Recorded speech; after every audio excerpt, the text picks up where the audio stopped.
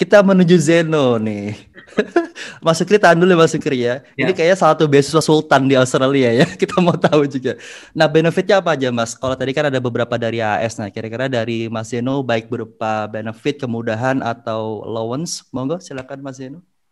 Ya, untuk dari Sentia PhD Scholarship sendiri, kalau di UNSW itu merupakan, kalau kita bilang, kamu dapat beasiswa dari mana gitu. Terus kita bilang dari Sentia, terus teman-teman pasti bilang, waduh ini pasti Apa? uh, Sultan? Apa susah? sangat full support dari university-nya gitu.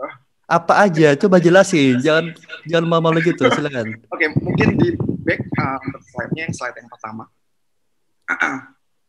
Jadinya untuk dari Sentia PhD Scholarship mungkin hampir sama ya seperti AS yang yang disupport merupakan ada living cost-nya, terus ada insurance, terus tiket flight dari Indonesia ke Australia maupun dari Korea ke Australia maupun dari seluruh penjuru dunia lah seperti itu. Terus pastinya mendapatkan tempat research yang paling wah gitu seperti itu. Terus selain itu kalau menurut saya yang paling beda daripada beasiswa lain, kita mendapatkan namanya career development, yaitu kalau untuk living cost-nya kita hitungnya per tahun aja ya. Untuk saat ini pas waktu saya mendaftar dan keterima itu per tahunnya saya dapat 41.209 atau sekitar berapa rupiah? Itu 1.500-an sekian. Per apa? Per 2 minggu apa per minggu? 2 minggu. Kirain per minggu. Per 2 minggu, tetapi tiap tahun Scientia pasti akan mengalami kenaikan karena untuk Scientia PhD Scholarship itu dihitung sebagai staff, jadinya kita akan mengalami kenaikan gaji seperti itu. Terus selanjutnya kita juga mendapatkan yaitu namanya career development, yaitu 10.000 per tahun. Jadinya ini yang teman-teman biasanya kan untuk PhD kita mau conference kemana ya. Nah ini semua uangnya udah disediakan dari university seperti itu. Wah enak banget ya. 10.000 dolar itu. Berarti udah bener-bener ini ya sultan lah ya. Dapat 3.000 per bulan gitu kan, dapat 10.000 per tahun. Kurang apa lagi ya? Cocok lah Zeno dapat 26 tahun PhD. jadi ya itu berlaku untuk semua orang, bisa aja apply dari Indonesia ataupun dari Australia. Tetapi dia ada beberapa persyaratan gitu. Jadi nilai di institusi sebelumnya mesti di atas, biasanya sih di atas rata-rata ya, di atas rata-rata, dan dia ada beda negara itu beda rubrik, beda nilainya gitu.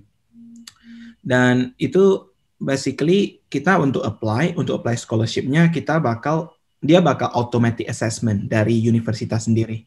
Okay. Jadi kita apply untuk ini nih, saya mau belajar ini, antar mereka cekin mana yang lu dapat gitu.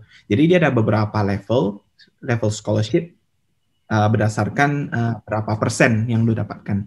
Jadi yang syukur-syukur sih saya dapat yang lumayan tinggi ya, 50%. Soalnya hasil dari bachelor saya kemarin lumayan tinggi juga. Wah, kumlot ya. 7 ya. Oke, kalau Yud gimana Yud untuk tembus administrasi atau aplikasi awal dari kampus? Untuk dari kampus sih lumayan gampang ya. Cuman ya kita perlu memiliki minimum GPA. Kalau dari penilaian di Indonesia kan berdasarkan 4 maksimal. Dia maunya at least GPA itu di atas 90%. Jadi lebih kurang 3,6 ke atas kalau apply-nya dari Indonesia. Okay. Tapi kalau dari Australia itu lebih kurang ya 90% dari 7. Nah, dan on the other hand kita juga ya untuk tembus itu ya kita mesti belajar lah. Untuk dari institusi sebelumnya kita belajar get as high mark as possible, lebih tinggi lah, belajar yang bagus. Jadi institusi sebelumnya itu hasil dari rapor sebelumnya itu lumayan berguna, lumayan penting juga sih untuk kita sendiri. Nah awalnya ceritanya saya mendapatkan beasiswa ini saya tidak tahu ada yang 50%. Jadi saya harapnya itu yang 25%. 25% itu ya untuk semuanya, semua orang dia bisa 25%, khususnya kalau ada pelajar dari Indonesia. Tetapi pas saya mendapatkan letter of offer-nya, 50%. Waduh, enak juga ini. Ya, Ya, jadi jadi mudah lah ya proses awal untuk tembus di seleksi administrasi kampusnya. Tapi masih ingat nggak pertanyaan waktu wawancara oleh tim panel atau tim judges dari UNSW? Masih. What's that? What was that? Sebenarnya ini ceritakan pengalaman aja ya. Oh iya, panjang nih. Silakan. Di UNSW itu ada beberapa kegagalan yang harus diperbaikin seperti itu sebenarnya. Ya sebelum waktu setelah S2 saya sebenarnya nggak ke Jerman, udah sampai interview di supervisor juga, dan itu kalau menurut saya kurang puas untuk itu karena rupanya ada yang satu poin kalau menurut saya pengetahuan saya kurang seperti itu.